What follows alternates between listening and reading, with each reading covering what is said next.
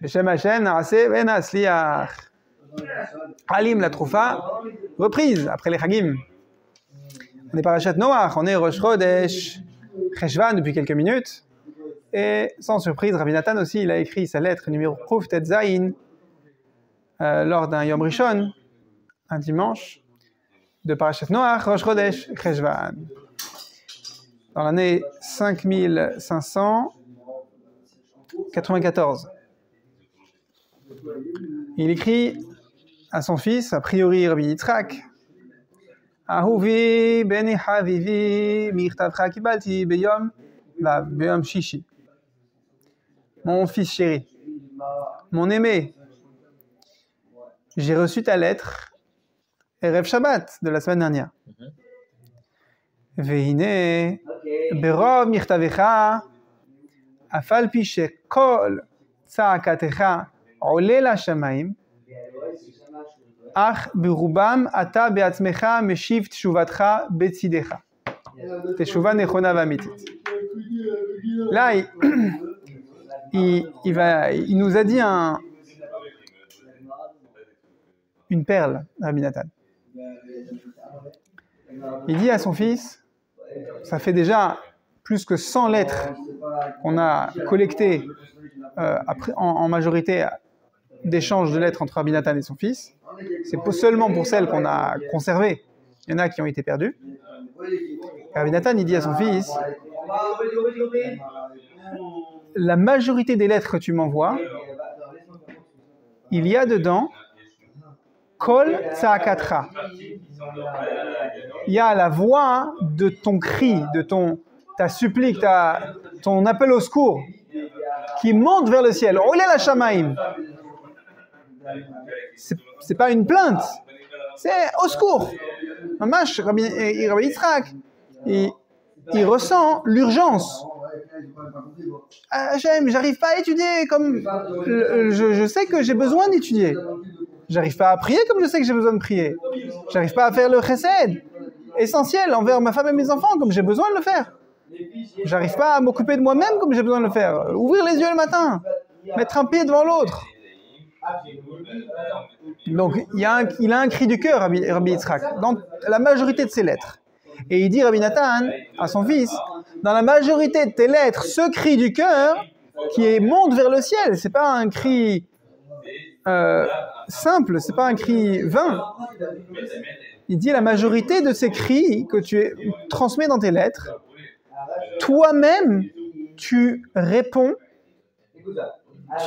tu inclus dans ton cri la réponse à ta question. La réponse à ton appel au secours, il est dans ton cri lui-même. C'est comme si tu dis appel au secours, et dans l'appel, il y a la bouée pour te secourir. Quand tu appelles au secours vers Hachem, tu as une question. Hachem, comment je vais faire pour finir le mois? Comment je vais faire pour arrêter de me mettre en colère quand mon fils il fait ce qu'il fait? Comment je vais faire pour respecter mon collègue qui fait des choses insupportables? Comment je vais faire pour arrêter de parler à la tfila? Comment je vais faire? C'est trop dur. Rabbeinu, il demande que chacun il paye Maaser 20%. Comment je vais faire? C'est connu que chez les Breslevers, les Breslevers, ils ont pris cette mesure que le Gaon de Vina, il partage aussi. Le Gaon de Vina, il dit, Maaser, c'est 20%. Ils ont chacun, il y a une explication, c'est pas Stam, je veux que tu sois Mahmir.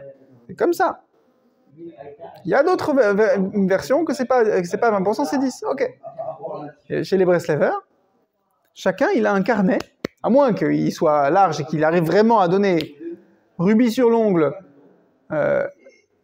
chaque versement, il donne mamash un cinquième, 20%. Quand on n'y arrive pas, on a un carnet. On dit voilà, j'ai reçu mon salaire, on m'a fait un cadeau de 500 €, j'ai réussi à donner 50 €.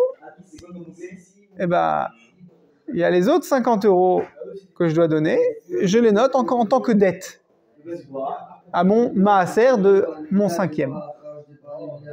Et les Breslevers, c'est tellement habituel, ils ont ce carnet-là qu'ils appellent la dette que je dois à mon cinquième, mon chomesh.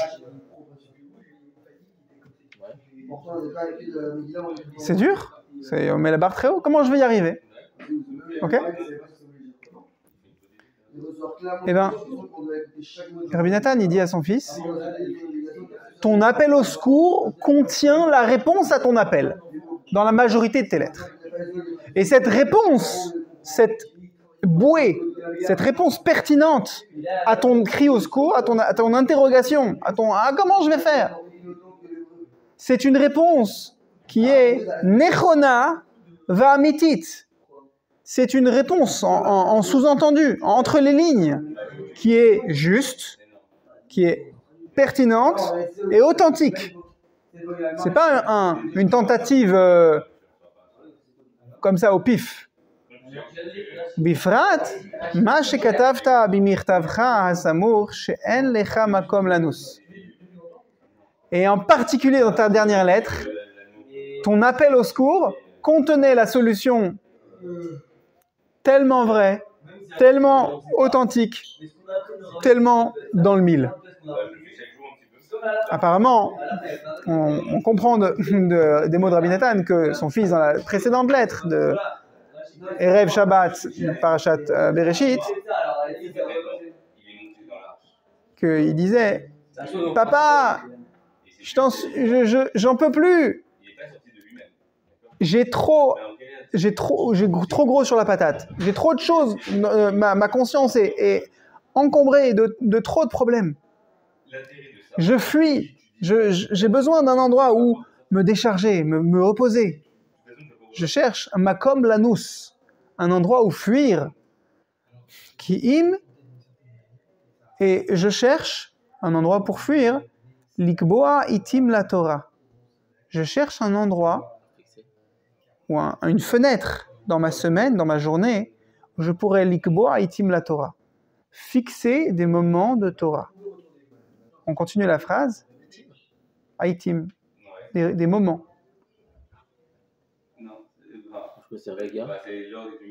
Dans le passouk de Michelet, je crois, il cite 24 yesh ait les shalom, yesh ait les milchama.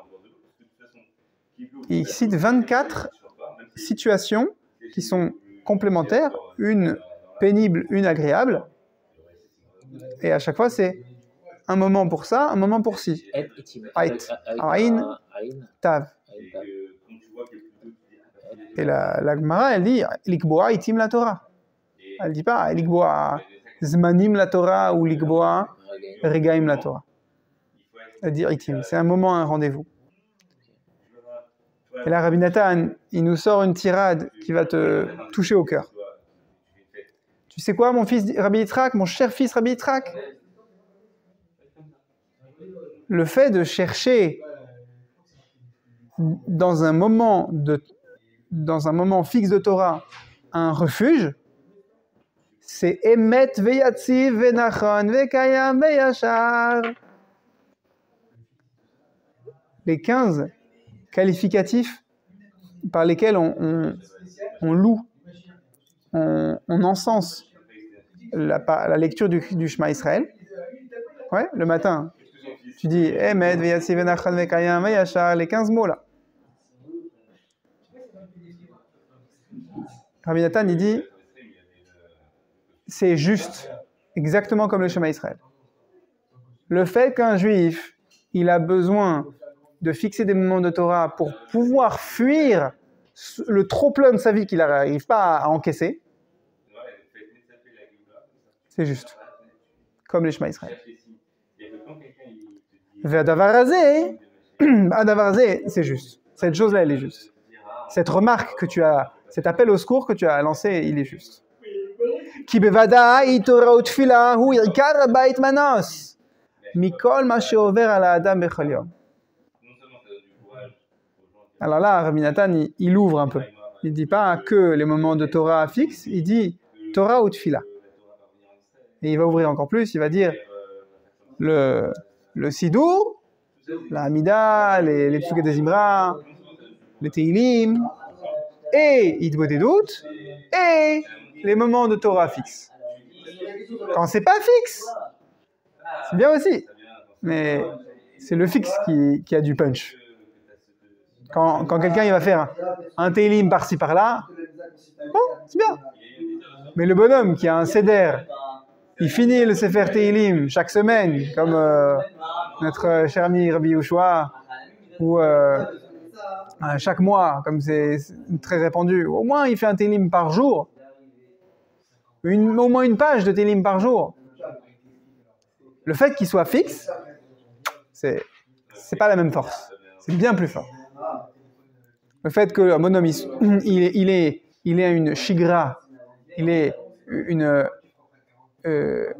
pas une habitude dans le sens négatif du terme, mais il a le métier du sidour, il a le métier qui est rentré en lui, de prier dans le sidour. Il se sent chez lui dans le sidour. Sa vie, elle n'est pas pareille. Pourquoi? Parce que son sidour, c'est un bunker. Je te raconte encore, je radote. Cette semaine, Baruch Hashem, avec voilà, combien j'ai entendu le mot guerre nucléaire cette semaine, Baruch Hashem, à part le fait que j'ai rarement, depuis des mois, été aussi en retard, rien qu'à répondre à des demandes de rendez-vous de mes patients,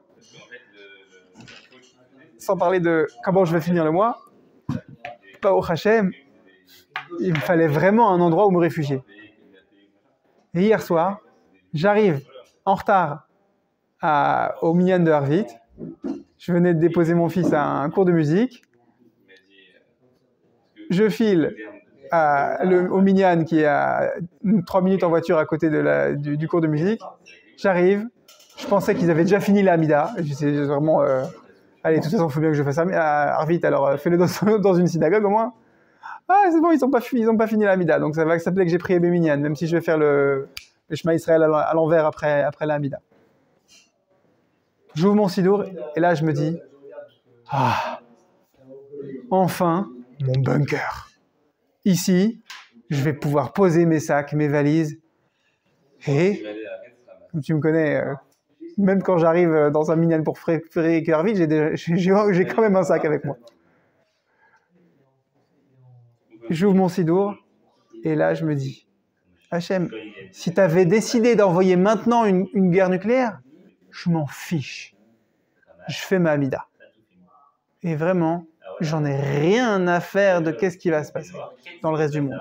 Il n'y a que mon sidour, et je suis avec toi. Et je me suis senti déchargé. C'est ça qu'il dit Rabbi Nathan.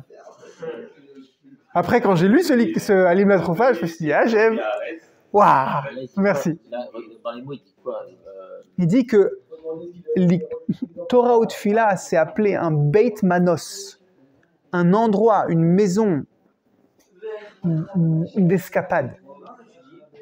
Tu te réfugies de tous tes problèmes, tu les mets à la porte. Tu vas les retrouver, tu vas t'en occuper, tu vas les régler. Mais il te faut un endroit où décompresser. C'est où?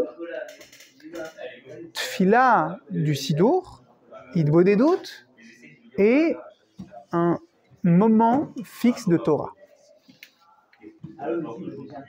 Mais kol ma she'over ala adam bechol yom. Pour t'enfuir, pour t'échapper, te décharger un moment, te réfugier, mettre une distance avec tout ce qui te passe, tout ce toutes les vagues qui nous viennent dessus chaque jour.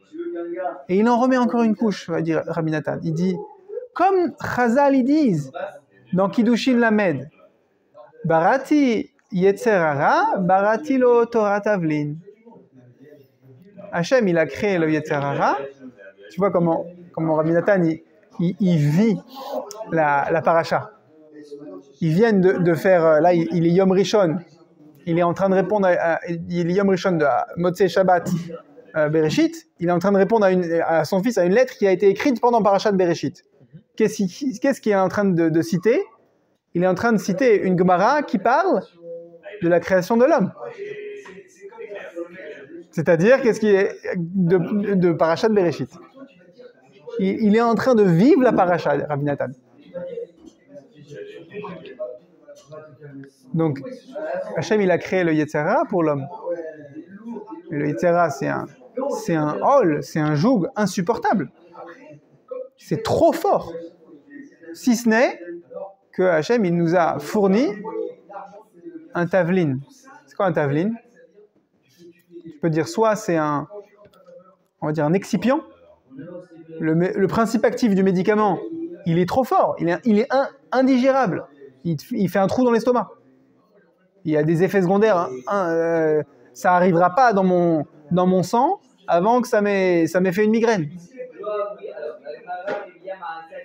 Mais grâce à l'excipient, ça va arriver jusque là où ça doit arriver dans mon corps et le médicament, il va agir comme il faut. L'excipient, pour que le médicament il soit supportable. Le sucre, si tu veux. Ou alors, il faut bien que tu manges les pâtes que tu t'es cuisinées. Tu vas manger le repas que ta mère t'a fait. Mais bon, si tu peux rajouter un peu de sel dedans, parce que toi, tu as besoin de sel, ou un enfant, il a besoin de ketchup, ou un autre, il va mettre du sucre, bah, ça passera mieux. Ouais, il faut bien que tu te nourrisses. Mais avec une épice, ça passera mieux. C'est ça, le Yetzer Hara, la Torah, hein, c'est pour que l'épice, elle passe mieux. Le Yetzer Hara, hein, c'est l'essentiel de la vie. L'essentiel de la vie, c'est de se débrouiller, se mesurer, se fighter à son Yetzer Hara. Mais, ok, il faut bien passer par là. Ok, c'est nourrissant, c'est constructif. Mais il me faut une dose de Torah. Honnêtement, le rov des Juifs n'est pas en train d'étudier la Torah la majorité de la journée. Ni même la majorité de 8 heures par jour. Mais au moins, on a des moments de Torah. Ces moments de Torah, même si c'est aussi éparpillé qu'une pincée de sel dans une dafina, c'est ça qui fait que la dafina, elle est bonne.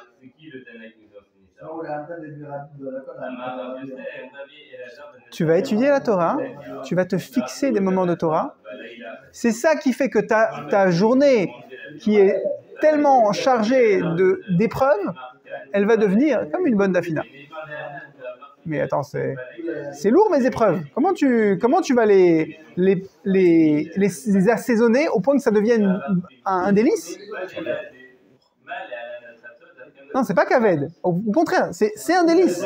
La vie d'épreuves assaisonnées de Torah, c'est un délice. C'est équilibré. C'est quelque chose de savoureux. Je t'ai pas dit c'est lourd. Ah non. De manière absolue, les épreuves, le Yetzer Hara, c'est lourd. C'est insupportable de lourdeur. Mais assaisonné de Torah comme il faut, c'est un délice. C'est savoureux. Comment? Quand tu prends les moments de Torah, Tfila et Bodedut en tant que Beit Manos. Tu vas te réfugier dedans. Tu vas pouvoir poser tes valises, tes boulets. Tu vas t'en détacher un instant, 5 minutes, le temps de faire une amida, le temps de faire une bodedut. Tu remets tes boulets sur tes chaînes sur ton pied et tu fais maintenant, on avance. Quoi, mais t'es d'attaque là, à traîner ton boulet? Quelle d'attaque? C'est savoureux ma vie. Mais t'as des boulets aux pieds? Non, j'ai pas des boulets aux pieds. C'est ça la vie.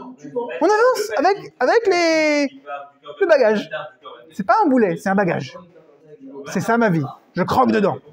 Mais d'où t'as transformé un boulet en quelque chose de savoureux? Ah, c'est ça, c'est mon tavline. C'est les épices de la vie. Donne-moi tes épices. C'est quoi? C'est du cumin, c'est du safran? C'est Torah. Dans mon sidour. C'est mon limoud fixe. C'est Maïd Bodedut. Avec ça, tu arrives à transformer les épreuves de ta vie en saveur. Ouais. Et c'est ça le mode d'emploi du monde. C'est pas moi, j'y arrive. C'est ça le mode d'emploi. Donne-moi le dosage. C'est quoi la recette? Ben viens, on continue. Donc la référence de l'Agmara qui nous dit ça, c'est Kiddushin Lamed, qui appelle le Yetzer Hara une lourdeur et qui appelle la Torah le Tavlin, les épices, l'excipient, qui vont rendre ça plus que vivable, savoureux. À condition d'avoir le bon équilibre. C'est une autre sugia, comment trouver le bon équilibre. La réponse est avoir un Rav et se référer à lui Yomam Valayla. Mais la suite dit Rabbi Nathan. Nos sages ont aussi, la Torah elle a aussi dit dans Teilim Kuf Yotet 119, le Teilim qui est une ségoula pour refroidir ton thé. Ouais. C'est quoi pourquoi le Teilim 119 c'est une ségoula pour refroidir le thé? Comme Rav Brandt il a publié encore un livre de commentaires sur le Chumash, on va citer Rav Brandt. C'est que Rav Brandt il aime beaucoup les ségoulottes. Certaines ségoulottes il aime beaucoup. Notamment la ségoula du Teilim 119. Si ton thé il est trop chaud, Rav Brandt il dit tu fais le Teilim 119 2 fois. Promis, ton thé il est plus chaud. Il sera pas trop chaud. Donc dans le Teilim 119, on dit dans la lettre Lamed, Loulé Torah Trashashwai Azavadeti Ve'oni. Si ce n'était ta Torah Shashwai, qui est mon joujou, mon délice, mon favori, c'est-à-dire la chose dans ma vie, l'occupation dans ma vie que je place en tant que favori. C'est pas un favori sur tes liens sur Internet ou sur un réseau social. C'est la chose que tu as en faveur, en préféré dans ta vie. Ah, Zovadeti Ve'oni. La misère de ma vie. Ouais, David Amer, il a de la misère dans sa vie, il est roi en Israël. Quelle misère? On a tous de la misère. David Amer, avant d'être roi d'Israël, il en a bavé.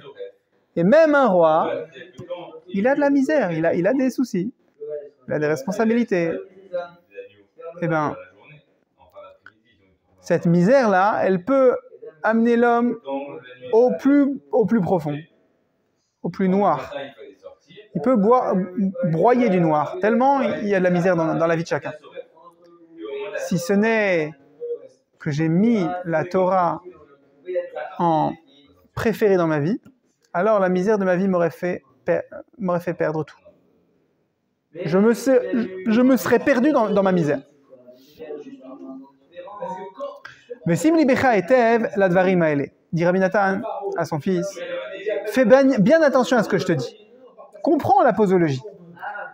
Veteda ne'emana shemeodi adayom hazeh. Rabbi Nathan, il va tailler un costard à son fils. Mon fils, je t'ai dit que tu as raison de te plaindre, de crier au secours. Pas te plaindre dans le sens négatif, mais de demander à ce qu'on t'envoie une bouée. C'est bien. Il faut appeler au secours. Il faut avoir Yachus al nafsho. Il faut avoir pitié de sa propre vie. Se prendre en main. Malgré que je te donne raison qu'il faut avoir pitié de sa propre vie, se prendre en main, malgré tout, sache, t'es damné mana, sache bien.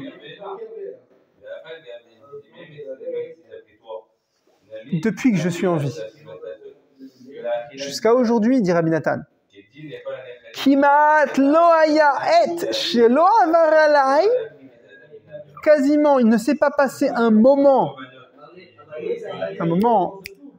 c'est 5 minutes. Shelo avar alai kol ma sheover alecha. Il ne s'est presque pas passé un moment dans ma vie où il ne m'est pas arrivé tout ce qui t'arrive à toi. Toi, tu crois que tu passes un sale quart d'heure. Le sale quart d'heure que c'est le pire que tu traverses jusqu'à présent, toi, c'est chaque instant de ma vie depuis que je suis en vie. Et tu crois que je me plains? Tu me vois me plaindre? Tu crois que dans mon cœur je me plains? Non, bon Hachem. Odou Hachem qui t'a. Ma vie elle est belle. Elle est dure mais elle est belle. Comment j'y arrive? Tu veux savoir mon secret? C'est ce que je suis en train de te dire. Je te donne raison. Mais utilise mon conseil à 2000%. Utilise-le à puissance 1000. שמאודי עד היום הזה כמעט לא היה עת שלא עבר עליי כל מה שעובר עליך. ובכל פעם, et à chaque fois qu'une vague me tombe sur la tête, נדמה לי שכמעט אפס תקווה חס ושלום. Et à chaque fois qu'une vague me déferle dessus, נדמה לי, il me semble que j'ai presque 0 espoir qu'Hachem préserve. Loulé Hachem ezratali, si ce n'est l'aide d'Hachem, bechol yom bidrachav aniflaim sheigdim lechayotenu, beshiva mishivetam. Je vais essayer de donner un petit exemple perso.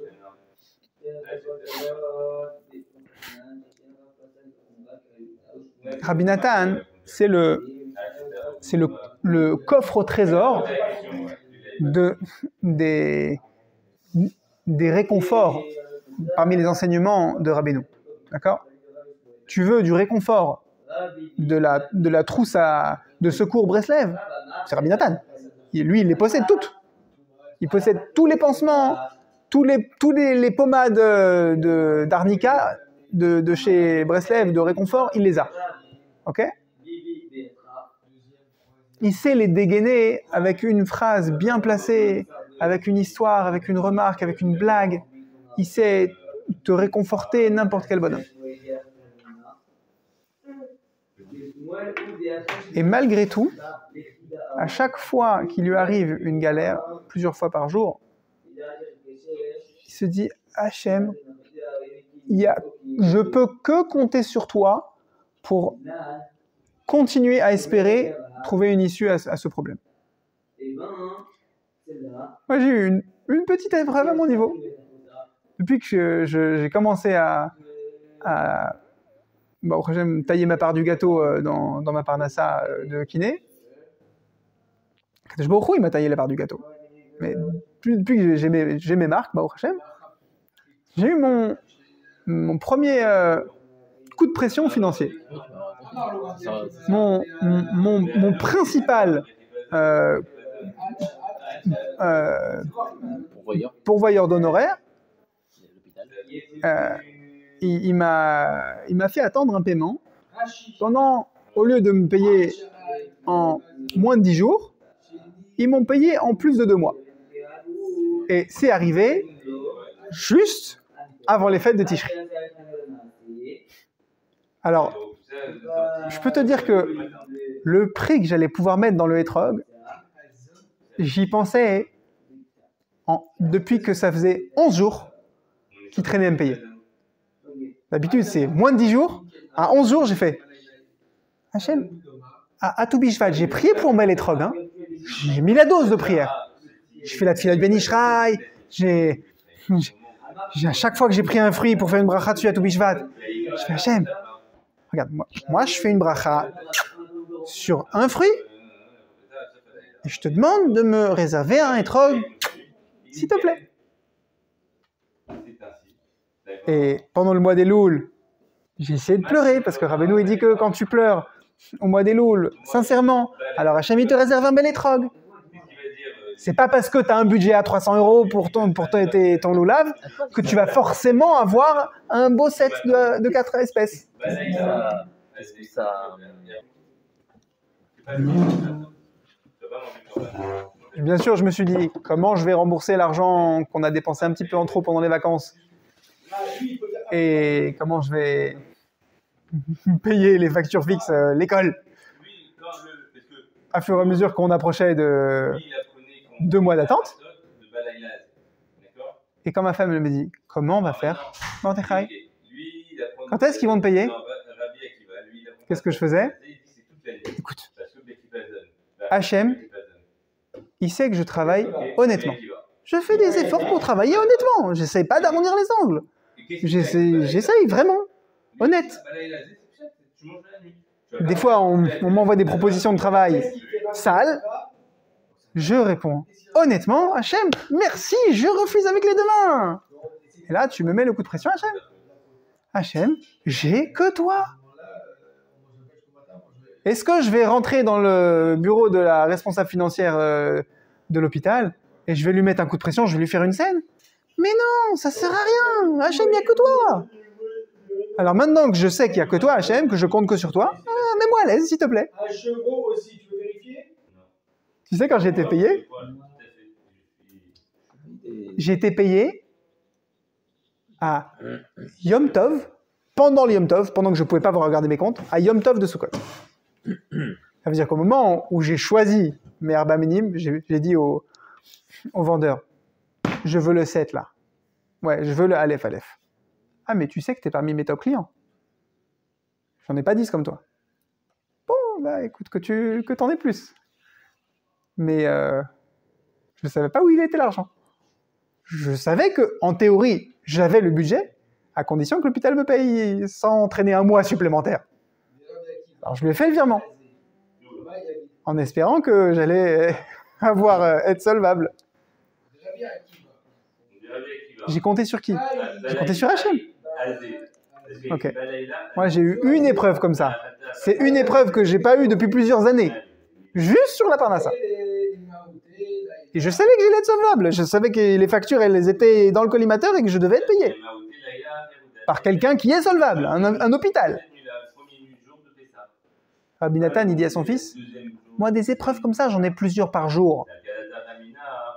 Et à chaque fois, je cherche une issue, je vois qu'il n'y a pas d'issue. Je dis, Hachem, il faut que ça vienne de toi parce que là, il n'y a aucune issue, je suis dans une impasse. À chaque fois, si tu veux avoir la force de pouvoir lever les yeux et dire, Hachem, ça va venir de toi, j'ai confiance. Au lieu de dire, Hachem, je suis à la gorge, je peux plus, j'abandonne. Pour pas tomber dans ce désespoir-là, pour réussir à passer du mode désespoir Yehush au mode je lève les yeux vers toi, Hachem, et Saïna ele harim, Me'aïna Ezri, Ezri me'im Hachem.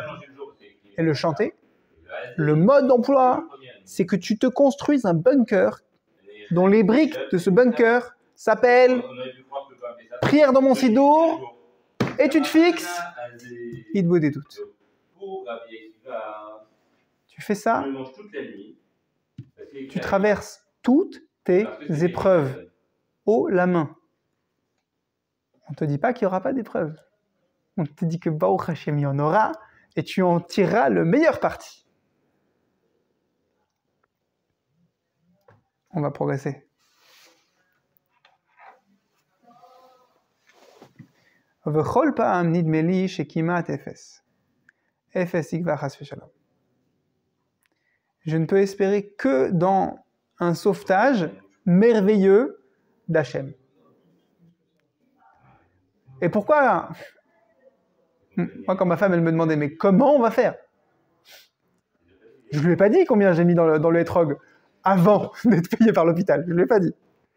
Une fois que j'ai été payé par l'hôpital, si elle m'avait demandé combien t'as mis dans l'hétrog, là, j'aurais eu aucun problème à lui dire combien. Parce que j'ai déjà été payé. Mais Rabbi Nathan, il cite une expression de Michelet ou de Chazal, je ne sais pas d'où ça vient. Hachem, il a Shiva Meshivetam. J'ai 7 raisons, 7 manières de puiser mon espoir chez Hachem de recevoir une délivrance. Shiva, pas 1, 7. Ça veut dire à chaque fois que je puise mon espoir dans un sauvetage miraculeux d'Hachem, quand je me sens dans une impasse, combien de fois par jour? À chaque fois, chaque espoir je lui trouve cette justification à cet espoir. Comment je trouve? À l'idée anachal novea mekol chokma. Grâce aux enseignements de Rabbi Nathan. Zechor ki en shum zman baolam. Alors là, Rabbi Nathan, il va dégainer un principe que Rabbeinu approfondit, développe et répète beaucoup dans l'Écoute Moharan. On ne va pas l'expliquer, on ne va pas lui faire honneur suffisamment ce soir, mais ouais, sachez que c'est tout un dossier. Sache, Zechor, qu'il n'y a absolument pas de Zman Baolam. Le temps n'existe pas. Alors, qu'est-ce que ça veut dire? Là, Rabbi Nathan, il dit que le temps, c'est quelque chose de tellement furtif, les 120 ans de vie sur Terre, ou plus, on dit dans le Tehillim 70 ou 80 ans, il y a des gens qui ont moins de temps que ça, ils ont réussi à faire plus que nous en 1000 ans. Comme Rabbeinu, 37 ans. Cette vie, elle est furtive. Elle passe tellement vite, considère que tu n'as pas de temps. Puisqu'on est dans les parachiotes du début de Bereshit, on voit clairement les gens qui ont vécu dans les premières générations, ils ont vécu des centaines d'années. Même Noach, plusieurs centaines d'années. Qu'est-ce qu'ils ont accompli dans leur vie? Shachat, du gâchis.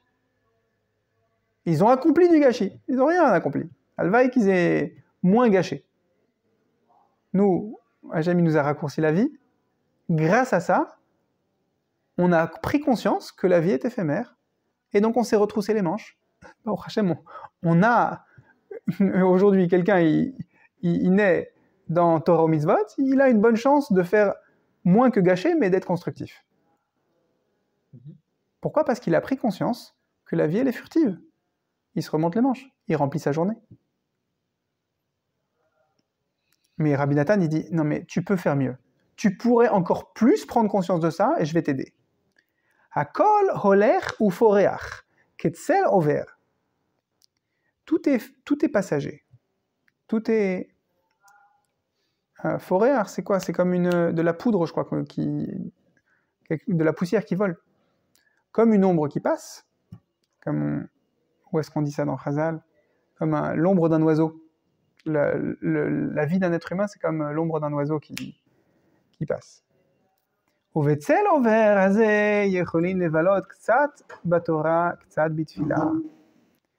Et au cours de cette vie qui est surnommée une ombre qui passe, alors on peut user nos jours un petit peu. Les valot, c'est mamash usé. On peut dépenser notre peu de temps sur Terre. En Torah, un peu. En Tfila, un peu. En Sicha ou Tzaaka, Veshava Vanacha. En supplique, en cri. C'était pas pour les trocs, hein, c'était tout à l'heure. Bon, vas-y. Veshava Vanacha. Tu grognes, tu cries, tu soupires vers Hachem. Tout ça afin que Litlot Ainav Lachem Yitbarach. Afin que tu puisses te sentir dépendant, talouille d'Hachem. Que tu puisses te sentir dépendant d'Hachem. Et que tu puisses te sentir, une fois que tu es dépendant d'Hachem, tu sais d'où viendra la délivrance. Quand tu sens que tu es dépendant d'Hachem, parce que Hachem, c'est le pourvoyeur de la délivrance. La Hachem et Yeshua, comme combien de fois Rabbi Nathan, il va conclure un paragraphe de « Ah là là, c'est la fin du monde ». Et tu sais mieux le conjuguer que moi. Et il va dire la Hachem et Yeshua. Et de toute façon, je ne sais pas d'où viendra la délivrance, mais Hachem, il sait. Uktzat sicha im bnei adam. Et discuter un peu avec les gens. B'milé d'Ishmaya ou b'milé d'Alma. Discuter un peu avec les gens de choses spirituelles, de la finalité de la vie sur Terre. Ou b'milé d'Alma. Et des choses de ce monde. Et il faut bien discuter un peu des choses de ce monde. Comment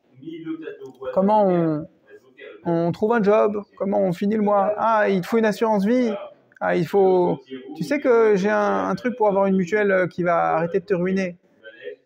c'est pas une arnaque, il n'y a pas besoin d'être un énarque, mais il y a un minimum de choses administratives à savoir. Donc, lui, comment il sait que c'est sur cette nuit-là Uktsat beiske masa'u matan. Il peut manger. Il faut aussi avoir un métier. Il le garde la journée. Uktsat bechrechiut lekiyum aguf. Faut faire attention à sa santé. C'est quoi kiyum aguf, sa santé? Manger, boire. Pas boire que du café. On sait que c'est mauvais. Moi, je prends le temps d'expliquer à mes patients et à qui veut l'entendre. Si vous buvez que tel type de boisson, ben, faut pas s'étonner qu'il y ait des pathologies en plus.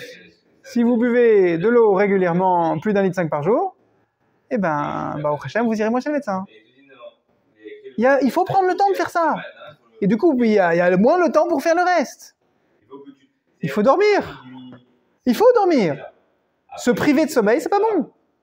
Et du coup, il y a moins de temps pour faire les choses qui vont nous marquer une place spirituelle. Mais du coup, il te reste très peu de temps pour ce tavlin, cette épice qui va te permettre de supporter la lourdeur du Yetzer Hara.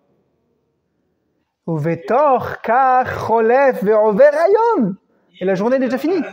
Il n'y a que 24 heures dans une journée. Vechen kama yamim.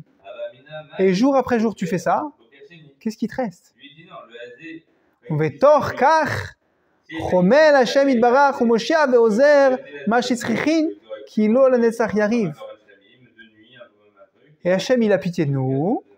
Et il voit qu'on essaye tant bien que mal de trouver assez de temps pour étudier, prier et faire toutes les 24 000 autres choses qu'on a besoin de faire en 24 heures. Et lo lanetzach yariv.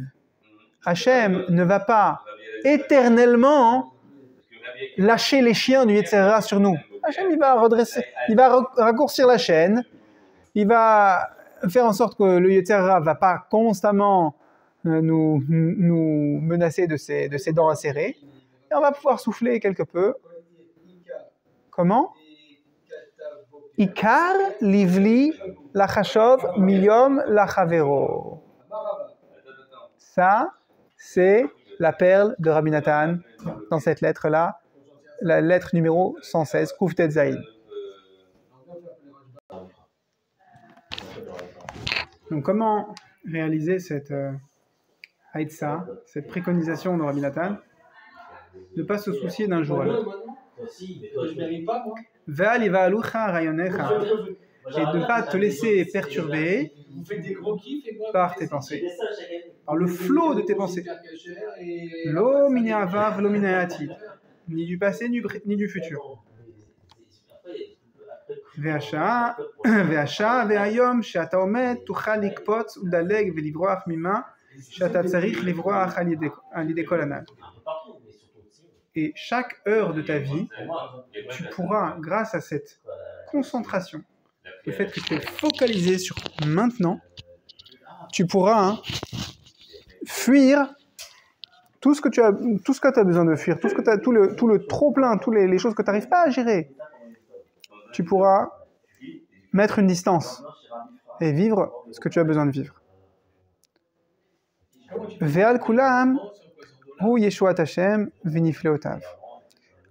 Cette semaine, Torah Box, ils ont publié une interview de Rav Ephraim Sitruk, un des fils du grand rabbin Yosef Ephraim Sitruk, Zatzal.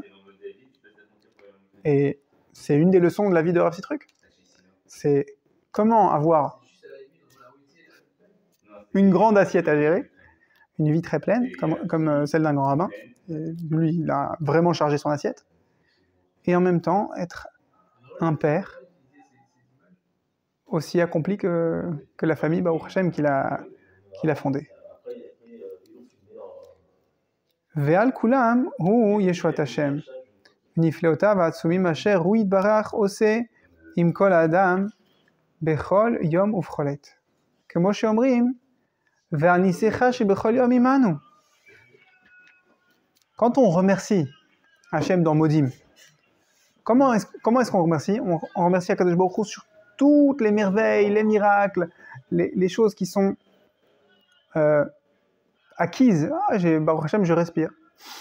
Mais comment c'est grâce à quoi que je respire? C'est grâce à combien de choses qu'Hachem va gérer, va surveiller, que je puisse respirer. Et sur ça, on remercie. Comment est-ce que c'est possible, ça? C'est parce que tu t'occupes que de maintenant. Si tu t'inquiètes pour le passé ou le futur, même respirer, tu ne pourras pas.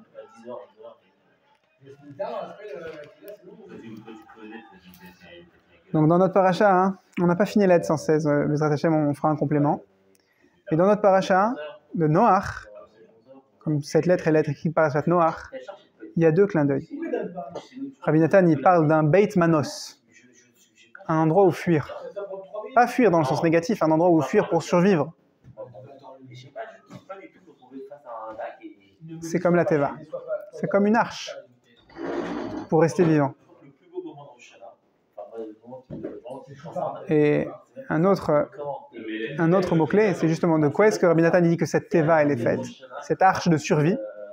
Rabbi Nathan dit que cette Teva, elle est faite de Torah ou Tfila. Or, c'est quoi? Par quoi elles sont composées, nos prières? Et de quoi est composée notre étude, notre limoud? De mots. Comment est-ce qu'on appelle un mot en hébreu? Teva. Un mot. Et Iratson, qu'on arrive avec ce nouveau cycle de la paracha, du Chumash, qu'on arrive à accueillir les perles, les lumières de chaque paracha et à éclairer notre vie, comme Rabbi Nathan. Et c'est que chez Lo Yeva Alucha, que nos pensées ne nous perturbent pas et qu'on puisse faire focus sur chaque instant et lui donner le poids, l'attention qu'il mérite pour ne pas subir notre vie, mais pour croquer à pleines dents dedans, à croquer dans la vie.